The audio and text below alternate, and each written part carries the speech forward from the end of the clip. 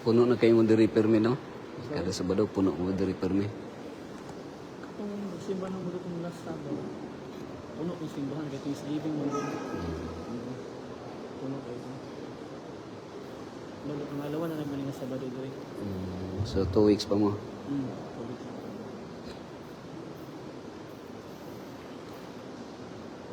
Ikaw di speaker ron. Anta? Ikaw. Wala pa.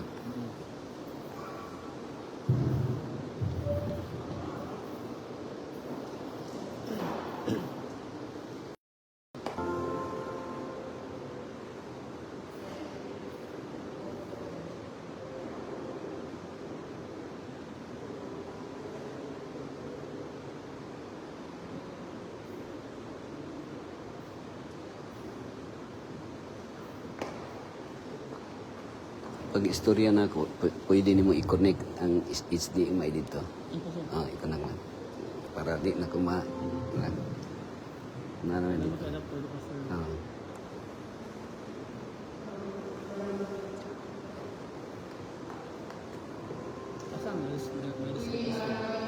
Sa hospital.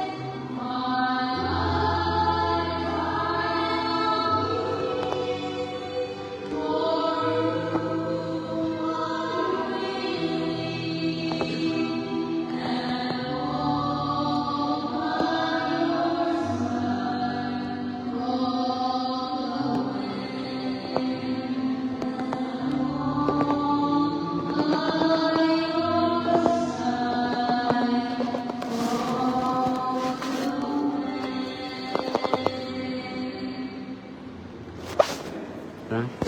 Good. Thank you very much. Jill or Ma'am Shirley. Happy morning, everyone. Morning ba or evening? Evening naman din Sibat. Sibat na naman ito nga every time emotional morning. Now, the sentiment of the song, naghapit na natin ng inspirasyon nga naghisgot nga why have you chosen me, no? Ngano nga gipili mo ako. Actually, that song is very fun, powerful song, and it's a reminder to all of us nga out of million, no? You can just imagine sa pila ka sperm cell nga mo sulod nga maglumbaanay og sulod. Pero according sa science, million, no? Million ka sperm cell but only one survive, mga igsoon. Siguro dili mao ang iyang ipasabot, pero ang existence nato mga igsoon, ang rason ngano nga kita naa karon dinhi sa kalibutan na himugso gumikan kay it is God's purpose and will to us. Sa di pa ta mo ato sa una mag-ambot ta. Gracious Lord in heaven, we are very much grateful, Lord, for the gift of life that we enjoyed until this moment. Lord, here are your people. Thank you, Lord, for this opportunity of gathering together to worship and glorify your name for this very special every hour of the Sabbath. Thank you, Lord, and we pray. Para na, quick na siya mga kaigsunan, pero since today, this evening is a Vespers meeting, so let me share to you some slides nga akong prepare sa diri. Nagingon diri nga children are a heritage from the Lord. So kung maghisgot ang heritage, kanang mga kabilin, no? Mga dagkong bahandi, Manili. There is a passage here in the book of Psalms, chapter 127, verse 3. Nagayon din here. Behold, children are heritage from the Lord, and the fruit of the womb is a reward. Okay? Now, in a world where children are sometimes viewed as a burden or an inconvenience, God declares that they are heritage, a precious gift entrusted to parents. Children do not belong to us permanently, no? They belong to God. Madunggan mo nga naay tag 12 kabuk anak, pero pagkahuman ana Sir Bard, pag managko na, adto na sa ilang different families, muro na pong mag-honeymoon permi, iluhan na lang. So, we are all stewards, no? Called to nurture them, no? Not to torture, but to nurture, teach them, and ultimately dedicate them back to the one who gave them. The life of Hannah beautifully illustrates this truth. Istadihan na ito si Ana mga kaigsunan. That's why naay mga pipila ka, padre, mga gitawag nga acronym, no? Gikan sa word nga, dili man yung kompleto sa heritage. So, letter H is here. Her prayer was heard. Hannah longed for a child. How many of you couples, no? Couples nga pila na katuig wala pag yung anak, no? So mao na ang desire yun sa mga boyfriend o girlfriend, magkasabot, magkaasawa, no? And then makabatulog anak. Pero there are some nga dili makabaton depende sa permission or kung unsay plano sa Ginoo. She poured out, Hannah poured out her heart before the Lord with thirst and faith. Sa iyang pagtuo o sa iyang mga luha, God answered her prayer and gave her someone. So I have a friend, a pastor, 8 years ago, mabalay anak, Ma'am Shirley. No? When my wife and me got married, no? ikasal mi sa SPAC, pagka after 4 months, wako man nabuntis ang akong kuan, ang misis nako. So nabalakan ako kayo kay tingig baog ko. Pero kuan ay productive ay, no? After 4 months nabuntis misis. Pero during the time sa Old Testament time, kung dili ka mabuntis, kung if you are barren, you are considered as barren. That's why ang ilang culture, Sir Larry, gitawag ko siya nga people's initiative. No? Ang people's initiative nga ang ilang helper, ilang ihatag sa ilang bana kay para makaanak. No, kay daghang maguyuta nila, dagko kayo. So karon dili na siya applicable. So ang tawag ato people's initiative or people's intelligence or PI. Pero ang God's principle dapat usara asawa. No? God's principle or God's prescriptive. So, there is a lesson. Every child is the answer to God's providence. Walay aksidente, mga igsoon. Nay mga ino nato nga usahay, kana gitawag nga nay mga sexual immorality, nga nay gitawag sa tao nga unwanted child, nga nguban ilang ipakumot, no? Ilahang ipakuha or aksidente nga ang kundong ni buto, no? So nabuslot ang kundong. So gawas. But actually, I want to tell you, nga every child nga mataw, it's a life, and that is God's will is life. No? Ang kanang mamatay, dili na sa Ginoo. So ayaw pagtuo na nga ang Ginoo mo ay nagpatay sa tao. Because God is life. Whether through long waiting or unexpected blessing, children are from heaven. So parents should never take their children for granted, but thank God daily for the privilege of raising them. Letter A, entrusted to parents. A heritage is something valuable entrusted for safekeeping. So usahay lang, ang mga lolo matawag nag-apostolic, no? Apostolic or tigbantay sa apo. But supposedly, ang parents mo magbantay, no? God gives children to parents not for selfish pride, but to prepare them for His kingdom. So mao gina sa mga kaigsunan. Usahay na parents nga mutudlo nga adto mo Japan kay daghang hapon, no? Itudlo ilang ilang mga anak nga for financial purposes or for selfish pride, ang anak mulikoy, no? Dili na magsimba sa Ginoo. Gumikan kay nanarbaho sa laing lugar nakuha na. So, but remember, ang children nato is prepare them for His kingdom. So our greatest responsibility is not merely to provide food, education. Kabantay mo, a couple will be happy. Ang secret of happiness sa couple mo ni, we must follow the method of God. Ato i-follow iyang method. Unsa may method sa Ginoo? Bago siya naghimog tao, unsa man, naghimo pa siya og hangin, tubig ug pagkaon, nag-provide siya og paraiso, nag-provide siya og mga animals nga para companion sa iyang, so wala pa niyang gihimog, giuna pa niya mga animals, giuna niya ang mga kabulakan, mga tanom.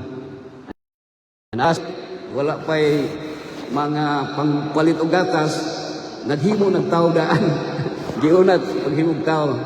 So, supposedly, mga kaigsunan, our greatest responsibility is not merely to provide food, education, or success, but, to lead our children to know and love Jesus. And Satan is he is the God of this world. Sa una, ang mga helper mo, ibili na to sa mga anak. So, ang kinaiya sa mga bata, kinaiya na sa helper, ang ilan na transmit. Pero karon cellphone na nasa cellphone, ang ilang mga karakter na nasa cellphone nakuha. Letter I is in dedication. Hannah returned Samuel to God. So remember, every person na mahimugso, kung naamay gitawag nga unwanted child, mga igsoon, tanggalon na nato sa atong kaisipan because God is the one who is one, no? Iyan ang will na mabugay. Life is from God. He is the source of life. Makahimo ba si Satanas o kinabuhi? Makaingka kang Satanas ba? na isay mag-away bitaw ka ng imong anak nga pasaway kayo ng imong anak ka ng imong anak ka ng kuan pa. So dili na siya, meaning to say all of us are from the Lord. For this child I prayed, and the Lord has granted me my petition. Therefore I also have led him to the Lord. As long as he lives, he shall be lent to the Lord. So remember when Samuel was born, bisag pinangayo gyud niya, no? Wala yun. Ambot, bugtong na ba ito nga anak din, si Samuel. Pero iyang gibalik sa Ginoo. Gibalik siya sa Ginoo ni Hannah. And Hannah keep her promise. Wala siya nang hinayang na ang iyang anak, iyang ihatag. Ako, saludo ko sa mga pastor nga ang ilang anak nagpastor, Pastor Cabardo, nga ang ilang anak nagpastor. Saludo ko. Ilan ni Pastor Jasper, no? Muna gingon nga, Delgado out, Delgado in. So, bisag ni gawas na, wala naman. So, naay anak na pabilin. So, Hannah kept her promise nga dalon ibutang sa templo ang iyang anak. Ang uban, kuan man, patrabahoon man, kay para nga makakwarta. After Samuel was when she brought him to the tabernacle and dedicated him completely to God's service. Kana bitong inyong mga anak magpastor, ang ban mo ayaw mo pastor dong. Kay di mo madato pag magpastor mo. So sayop din ng pastor no nga gusto madato, sayop nga kurso. Pero mga kaigsunan ang kuan din nga our objective or sa kuan gyud sa mga anak supposedly is to dedicate God completely to God's service. So true love for our children means surrendering them to God's will. No? Usahay, mura magmabaylo na to sa kwarta, sa salapi, no? Atong mga anak. Pero giingnan ta nga, ang tinuod yun nga gugma sa mga anak, surrendering them to God's will. Letter T is train children for God's service. Proverbs 22 verse 6, parents are not simply raising future professionals. They are raising future disciples, servants, and witnesses for Christ. Marami na mga igsoon. Sa bagay, daghang mo appreciate sa imo kung ang imong anak ni abroad niya, dakog sweldo, no? Nag-engineer, nag-bugado, nag-doktor, and that's good, no? Kay, actually, ang pagministro sa Ginoo, dili man kinahanglan magpastor, no? Kay kung magpastor no puntanan, wala na po, do apoy matanggalan trabaho ang ibang pastor na, no? Pero ang country, we are all witnesses for Christ. So, ang prayer di nato usahay, dapat dili tong, of course, our prayer is, Lord, make my child successful. Actually, sala baya gihapon kanang itaw nga, kanang magampo ka nga mudaghan ang imuhang mga sponsors, or daghang iampo nimong silingan nimo nga madato kay para matagaan sad ka. Ang tawag ana is IN. Unsa nang is IN? Self-interest nurtured. So meaning to say, but ang prayer nato is not only that your child will become successful, but Lord, make my child faithful. So, number 5, a legacy that blesses generations. Samuel became one of the Israel's greatest prophets because his mother first surrendered him to God. Kung naa may mga dagkong mga tao, mga emperor, president, kabantay ka ni Pangulong Digong, sa iyang pagka-presidente, pero na ay ginikanan, na ay inahan na mo si Nanay Suling na mo'y nag-mold sa iya. So appearance, faithfulness can influence generations. Hannah's dedication changed the history of Israel. Now, number 6 is give God the glory. Children are not trophies for parents achievement. Usahay, makapanghambog ba yata, mga ginikanan, no? Nga, Panginoon, uy, gwapo lagi mong anak. Mayong yung pagkahimo, kay adlaw mong himo. Pero mga igsoon, sultihan na ako, wag yun tayo angay kapanghambong, no? Kay, nilusot yun na sila, that is by grace lang yun. Grasya yun na kay bisag unsaon. And they are living testimonies of God's grace. Kung naatay anak karon, makita, masulkong nimo, nagpasabot na nga, buhi sila nga testimonya sa grasya sa Dios. You can just imagine ang akong anak sa una, kanang si Precious, nga pag paminaw na ako diri nga nilukso lang kalit diri, marang nilihok lang nga. You can just imagine, mura lang tuldok lang sa ballpen. Ang gibutang nimo dito pero ni lihok. Unya karon mo apil ng medical mission. So that's testimonies of God's grace. Like Hannah, parents should continually say, this child belongs to the Lord. No? So masubok lang ka kanang moingkang mga anak ni sa kuan ba. So children are heaven's heritage. Hannah teaches us that the greatest gift parents can give their children is not wealth. Of course, lipay ba yung mga anak nga daghang tagkwarta nga mamatay ta nga daghang kwarta? Pero ang problema po, ang mapuhinungdan sa mga anak mag-away, kabantay mo? Kaya ako, dugay naman yung kuliya sa ospital, di pa mo undang ang ginhawa. Hapit na lang mo undang, di pa yun kapasaylo, kaya ni iyang anak na nag-ilog sila sa kabtangan, sa yuta. So, remember, it's not, of course, kamong mga dato nga daghang kwarta, bahin-bahin na daan sa mga anak, and that's good. But, not wealth, comfort, or fame. Dili ang yung pagkasikat. Sikat ba yata na anak ka ni Kuan? Anak ka ni nga family? Kinsa may, kung ang tatay ni mo si Subil, no? Kinsa may anak ni Subil diri or apo, bis amigo lang. But a life dedicated to God. So that is the most important. When parents place their children in God's hands, God can use them to bless families, churches, communities, and even nations. So if God has entrusted children to your care, whether as a parent, grandparent, guardian, teacher, or church member, commit tonight to dedicate them to the Lord. Now, pray as Hannah prayed. Teach as God commands. Trust as Hannah trusted. And may every child under our care grow to see like Samuel. Speak, Lord, for your servant hears. Nabay mga anak ni anak sa amin ni Samuel. Sulti Ginoo kay ang imuhang sulugoon maminaw. So the greatest inheritance we can leave our children is not riches, but a living faith in Jesus Christ. The greatest gift we can give back to God is our children, wholly dedicated to His service. Now, I would like to call